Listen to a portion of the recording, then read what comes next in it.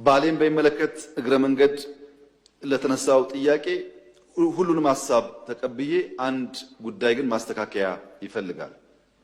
የባሌ ሕዝብ ለመንግስት ምስጋና እንዳደርስ ጠይቆኛል ያሉት ስህተት ነው። የምናመሰግነው እኛ ነን። ባሌ ምን አግኝቶ ያመሰግናል? እኛ ግን መደነቅ አለብን። ባሌ ውስጥ ከ2000 ሄክታር በላይ ናሽናል ፓርክ ያልነካ መንገድ የሌለው መብራት የሌለው ጀግና ሕዝብ ያለበት ቦታ እኛ እናመስግነው እንጂ ምን አግኝቶ ባሌ ያመሰግናል? ያን የሚያክል ጫካ መጠበቅ አንቲንከብል ነው። በዚያ ደህንነት ውስጥ ግን ጨዋ ስለሆነ ጀግና ስለሆነ የባሌ ሕዝብ የጋራ የሆነ ሀብት አይነካም። እዛ ዲንሾ የሚታዩ እንስሳቶች ለምን ሌላ ቦታ አይታዩም? የባሌ ሕዝብ አስደማሚ ሕዝብ ነው። በእርግጥ አስደማሚ በረከትም ተሰጥቶታል።